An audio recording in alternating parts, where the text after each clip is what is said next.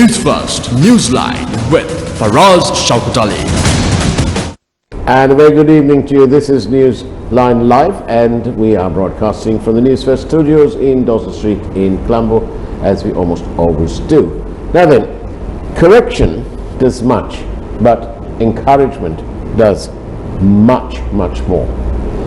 It's unusual to see the progress of students in any country, the future, the security of any nation, to be stymied by authority. But that is precisely what is happening in Sri Lanka, or so it appears to us as we study the facts. To discuss this very worrying aspect in an ambience where the current intake in Sri Lanka to study medicine at government universities is approximately 1,300 per annum. To discuss that aspect and the more worrying aspects of this entire scenario, we are joined today by consultant Dr. G Wijeratne, recently retired from government service. Very good evening to you, Doctor. Good evening. Now then, as I just said, correction is good, but encouragement does very much more. And it is a fact that in any country in the world, authorities do not frustrate the progress of students in whichever discipline. But in Sri Lanka it appears that it's different. And I'm talking about students who leave this country and go abroad to medical colleges and universities and then come back here to serve this country and our people. Can you tell me, Doctor, what is the process involved in going abroad to do medicine and come back? What's the process? Okay, yeah, it's now you see children after their advanced level exams, you know that the children are being taken to universities, local universities. There are some children who are being selected on merit basis, some are on district basis, and certain other amounts are on other foundation, other using other methods, right?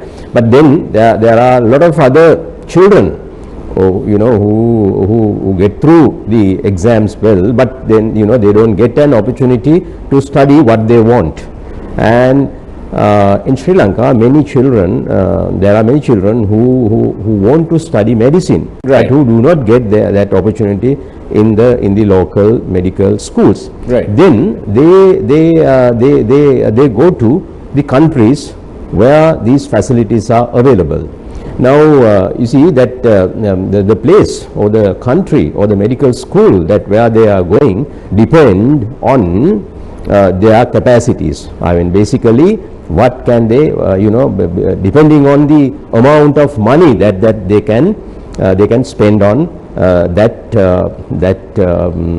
education, So right? when they go abroad, let's say they pick a country, let's say Russia, can they go to any university in Russia, or what is the scope? No, not really, right? Now then there are certain medical schools that are being recognized by the Sri Lanka Medical Council, yeah, where Sri Lankan students can go and study, right? There is a set of about overseas, right? I mean, there are certain medical schools in Russia, then there are certain schools in China, and then it may be in Bangladesh, India, Nepal, right? I mean, many, and Malaysia and Europe and United States and like that, right? Right. I mean, children are going all over, right? As I said earlier, right? They go all over, but many are going to countries such as China, probably Russia, and then neighboring countries such as India, Nepal, Bangladesh, right? Mm-hmm. So they go to the medical schools which are being recognized by the Sri Lanka Medical Council, right? Right. And then they go there and then they have their medical education 5 years, sometimes 6 years. In countries like Russia, they have to, in some institutions they have to study for 6 years, right? And of course, in these countries they have to study their languages also, Russian language, Chinese language. So you spend another 1 year, right? Sometimes it's 7 years in Russia to complete a medical degree. In China it takes about 5 years at times, right? Anyway, and then but in countries like India, then Nepal, Bangladesh, they have education in English, so that they don't have to spend additional 1 year, right? Right. So then they complete their education in these countries, in medical schools, and then they come back, right? Once they come back, they have to do an exam called ERPM, or Examination for Registration to Practice Medicine in Sri Lanka. Right. That is the exam that they have to do, right? Right. It's an extensive examination, extensive one. There are theory papers, there are practical exams, right? Or it's almost like a final MBBS examination conducted by Sri Lanka. Very intensive. Very intensive, very extensive exam, right? I mean, all major subjects are being examined theoretically as well as practically, like Right. pediatrics, medicine, And typically, how long does that process take? yeah, you see, now this depends actually for us. This depends, because now you see the children are coming, and then they have to wait until an exam is conducted, or exam is called, or applications are Can I just called. stop you for 1 second? Sure. Are you telling me that there is no preset, predetermined dates, months even, to say that in June or in February or in March or whichever month we will have an exam? Unfortunately, no. I Unlike mean, A levels, we've got the same thing. O levels, we have the same thing. So why can't we have this? Is it beyond, who's responsible for having this exam? this is Sri Lanka Medical Council, which is Right. responsible to So conduct. clearly they can't get their act together. Yeah, you see that unfortunately in Sri Lanka, but unlike in many other countries, right? Most of the countries actually they have predetermined exam dates, right? Unlike in Sri Lanka, but in Sri Lanka it does not happen that way. How Now, does it happen in Sri Lanka? you see that now, since you are asking for us, that there was a Supreme Court ruling, which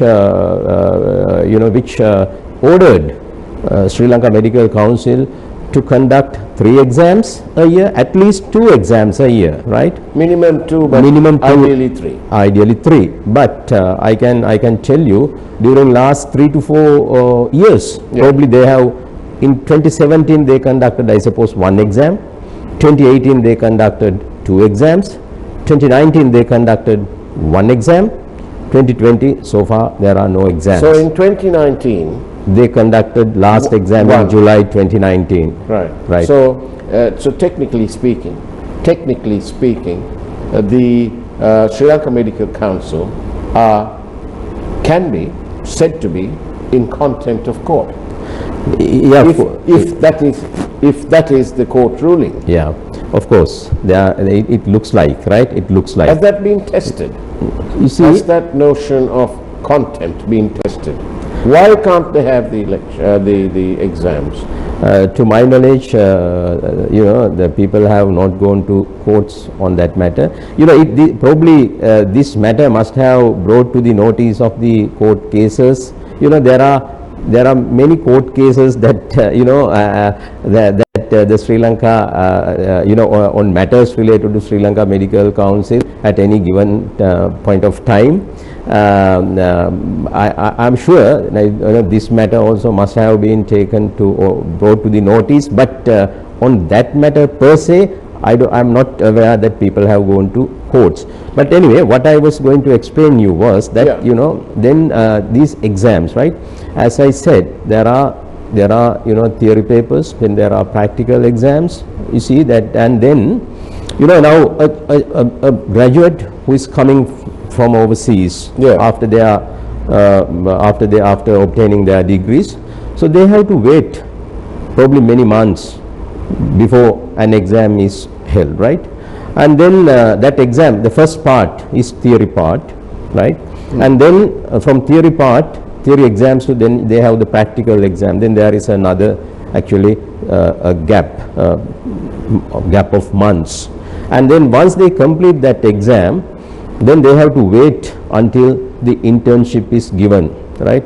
Again, there is a gap of many months. So there's nothing is preset. No, not really. Now, internship of course is given twice a year, but then even that is not, that also is being changed from time to time in this country, right? It's a pity that you're not a lawyer, or that I don't have a lawyer here, because I'm about to ask the lawyer whether the actions of the Sri Lanka Medical Council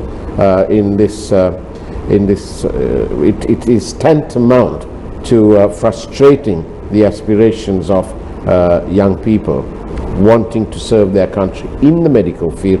1,300 is the figure that is available in Sri Lanka. 1,300 doctors a year is simply woefully inadequate. And therefore, my question to a lawyer would be, isn't that tantamount to criminal neglect? Especially criminal neglect, because it's the people who will suffer in the long term. We need more and more doctors as our population rises. Our finances are very low, and yet when a government like we are in this government, where our balance of payments, where we need as many dollars as we can, and instead of at least raising the capacity, they are also frustrating the people who are spending their own money outside and coming back to this country to serve in this country's state service. Yeah, you see that, I mean, that is exactly what happens here, right? Where did you qualify? It's an unfortunate situation. I did my studies in Soviet Union. That was in 1988. And when I was coming back to Sri Lanka, there was a huge crisis in this country. Yeah. I had to wait at least another 1 year before I was taken to health department in 1989, right? So it, that is how it happens. Yeah, it's a really frustrating situation. Now, coming back to the present scenario, yeah, right? There was an exam which was called by Sri Lanka Medical Council on the decision made by the council itself in August meeting, right? Yeah. So they called application, right? And I know thousands of children, these young people, young children, they applied, right? And they paid the money, right? But in end of August, actually this decision made before that probably, by end of August, in the council meeting, medical council meeting, they have made a different decision, due to some strange reasons, to postpone the closing date of the applications indefinitely, right? Or in other words, that there won't be a closing date. Yeah, there is no closing date for applications, right? This situation is terribly anomalous, but we're going for a short break. When we come back, we'll discuss this in further depth and detail with the consultant, Dr. G Weerasinghe, who's with us today. Don't go away. After all, this is NEWSLINE Live.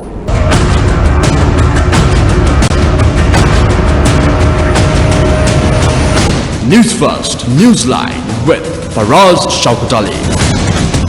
Welcome back to NEWSLINE Live. We're in conversation with Dr. G Wijeratne, recently retired from the state service, and we're talking about the frustrations being faced by several students of medicine who are unable to convert what they've learnt outside to legally to practice medicine in Sri Lanka, which is called the ERPM test or the examination. And we want to know now, Dr. Weerasinghe, what can you think of? What is the problem? Why is this body of eminent people, the Sri Lanka Medical Council, they are, I'd venture to say, they appear to be in breach of an order made by the Supreme Court, the highest land in this country.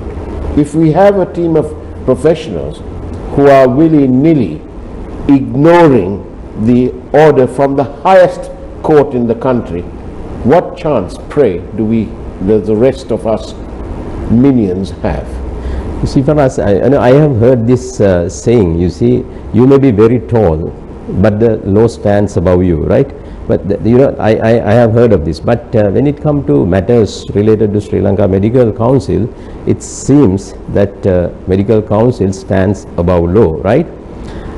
This not once, but several times we have seen this phenomena. I mean, these kind of behaviors from Sri Lanka Medical Council.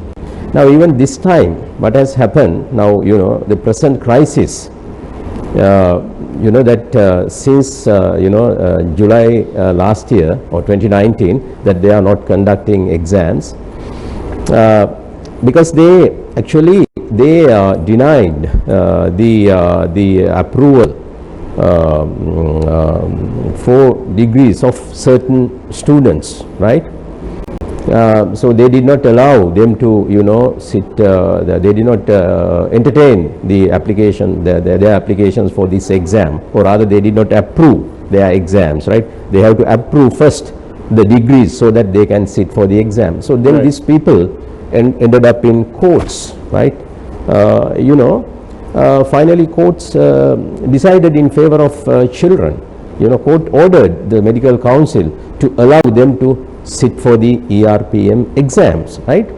And then when this order came to Medical Council, somehow or the other, they decided otherwise. I mean, they decided to not to conduct exam soon. To be above the law. Yeah, not to conduct exam soon, but they probably found some words, right? Without saying that we are not conducting exam, that they said that you see that we are postponing the closing date of the applications. Right. So rather inventive. Yeah. So yeah. To frustrate the court system. Yeah. So this is what they did. This is what happened this time. So you see that first they decided to conduct the exam, then they called for application, and then children applied, thousands of them, and they paid money, probably about 20,000 rupees or whatever per student, right, per doctor. What, to go to for the exam? Yeah. And then suddenly, towards the end of early September, early this month, there was another advertisement by Sri Lanka Medical Council, saying that okay, this the closing date is postponed indefinitely. So in other words, that they are not conducting exams, right? So you see, how can you understand this situation, right? You see, what we came to know is that there are certain members in the council who are very concerned about minimum standard of medical education or advanced level qualifications, right? So this is one area the Government Medical Officers Association has been, or one demand for which the GMOA has been fighting for a long time. But doctor, I fail to understand the rationale. Okay, you don't have, let's say your A-level results aren't high enough, good enough in the eyes of these people, but they've managed to secure a place in a university approved by the authorities in Sri Lanka, and dare I say, a degree is harder to obtain than your A-levels. You've got your degree, you come back here, and now they're saying, oh, excuse me, but your A-levels are not good enough. I think that's another process of frustration, and that's completely ridiculous and unacceptable, surely. Yeah, exactly. You see that now, we are compelled to a situation now. You see that not to fight on that matter with GMOA or the Sri Lanka Medical Council, because you see, because we want we fervently want that them to hold the exams, right? Okay, now this minimum standard, right, matter. You see that they have been negotiating with authorities for a long time. You see that if people want to have this kind of standards, right, minimum standard or whatever, they can do it in a way that it is effective prospectively. Oh, I see. You see that, I mean, we may have different views on the minimum standard, or about the practices that are happening in other countries, that all these things are there, but still we may agree, right, to have some kind of standards, shall we say minimum standard, shall we say 2 credits with 3 passes or whatever. So okay, you have it prospectively, right, prospectively. Now what we see here is that people are trying to make them effective retrospectively. You see that, I mean, this is a fundamental position of law, no, making laws, no. I mean, you don't make laws which are going to be effective retrospectively, then you can't live in this world, no. Yeah. Anything can be, made wrong. Yeah. If you want to make laws which are going to be effective retrospectively. Yeah. It does not happen anywhere in the world, right?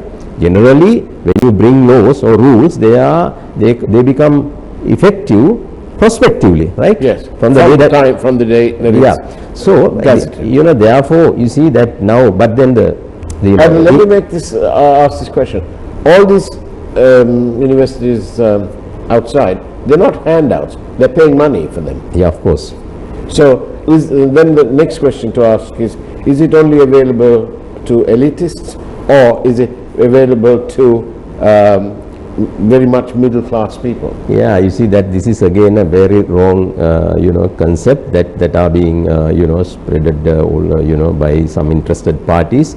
Actually, some children are gone on scholarship basis, right? Yeah. There are many countries which offer some scholarships, Russia, China, India, so you see, but then many hundreds are going on on payment basis, and they have to pay, they have to bear the cost, right? And these children who go to these countries are not rich people. So they're uplifting FDs, they're selling their properties, the land, and then other vehicles, whatever they have. Yeah, and then with great because they are investing in this country's future, in this country's security. Exactly. You see, they don't have a fantastic time in these countries. You see, they have great difficulties. I know, for an example, in Nepal, you see that when children were studying there, they had to a terrible earthquake happened. Yeah. Children had to sleep outside their hostels on grounds, right. So you see that they don't have a fantastic time there, right? They undergo a very difficult time, right? They're not leading the life of Riley out there. Now, Doctor, as we come towards the end of our allotted time slot, can I ask you this? I know that it's expensive. I know that all of that. We know that. But the frustration levels must be very high. Is anyone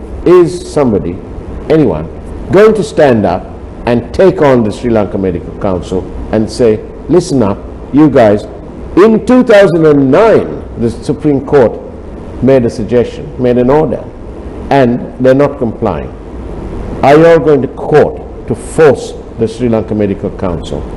You see, now we know that Sri Lanka Medical Council is going to meet tomorrow, right?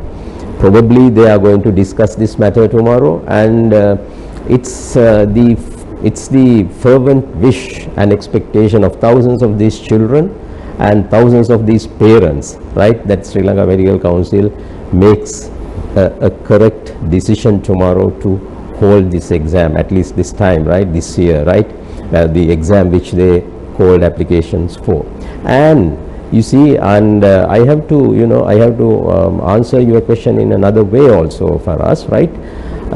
There is a Minister of Health in this country, and who is the ultimate authority over Sri Lanka, over Sri Lanka Medical Council. But the ministers simply can't say that, can't escape from this, responsibility. Unfortunately, Doctor, we've run out of time. So the minister is not doing much, but you want her to do something about it. Doctor, Weerasinghe, we've run out of time. It's time for the primetime news now. Thank you very much for watching. Take care. And if you have any questions, 0772 300 305 SMS. Take care. And as always, God bless you. Thank you.